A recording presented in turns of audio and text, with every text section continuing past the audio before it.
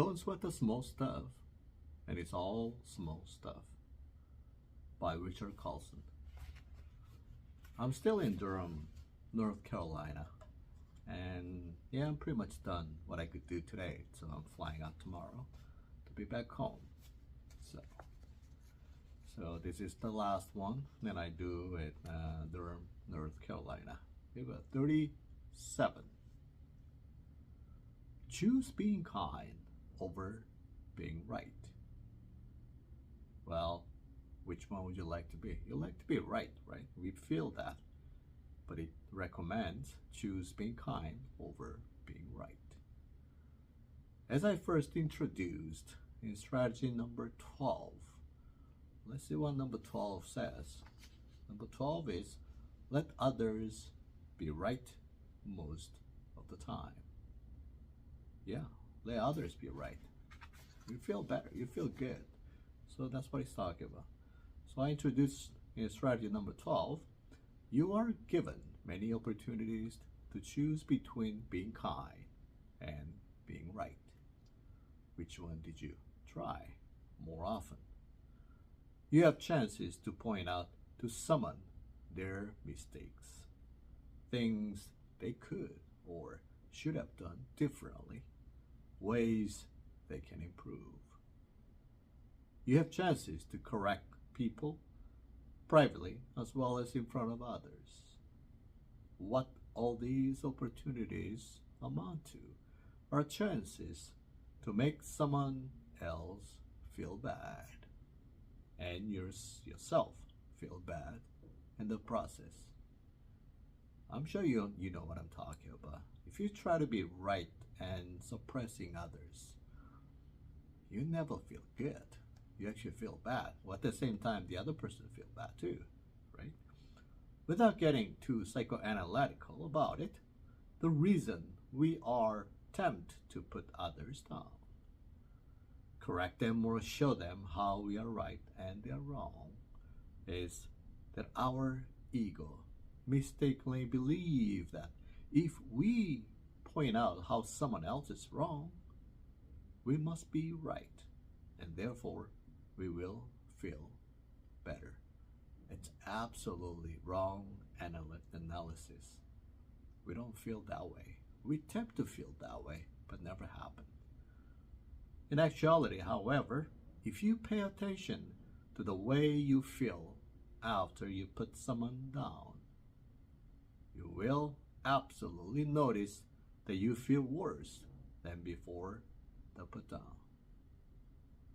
Your heart, the compassionate part of you, knows that it's impossible to feel better at the expense of someone else. This is really critical. It's impossible to feel better at the expense of someone else. You never have. You actually feel bad. Luckily, the opposite is true. When your goal is to build people up, to make them feel better, to share in their joy, to reap the rewards of their positive feelings. The next time you have the chance to correct someone, even if their facts are a little off, resist the temptation. Instead, ask yourself, what do I really want out of this interaction?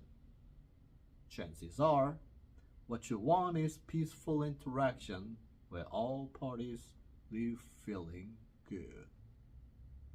Each time you resist being right and instead choose kindness, you will notice a peaceful feeling within.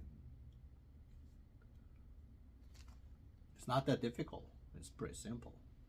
Here's an example from the author. Recently, my wife and I were discussing a business idea that had turned out pretty well. I was talking about my idea, clearly taking credit for our success. Chris, his wife, in a usual loving manner, allowed me to have the glory. Later that day, I remembered that the idea was actually her idea, not mine. Whoops.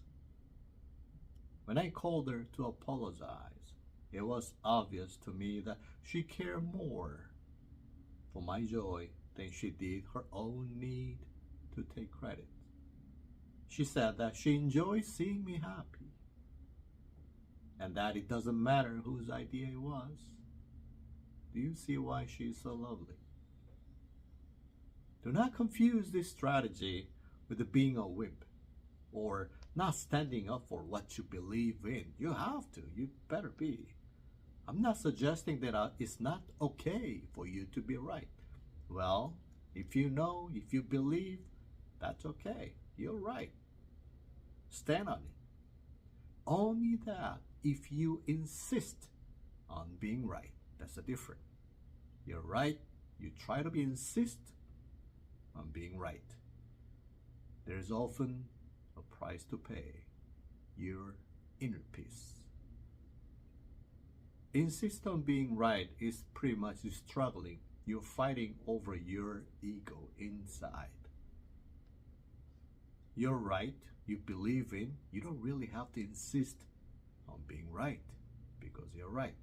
But insist is different. In order to be a person filled with equanimity, you must choose kindness over being right most of the time. The best place to start is with the next person you speak to right now.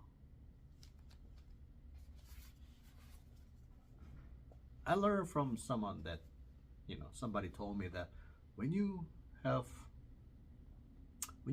with your wife and then your husband, have you tried to say that, honey, the reason we're talking about right now is to be happy. This precondition. Well, it's not something that you try to be right. You put a small sentence in front of the struggling and conflict. You put it there in front of you, and then you feel better, and it actually makes the other person feel better. The moment we're talking right now is to improve ourselves, to be happy, and then start talking about what you need to say.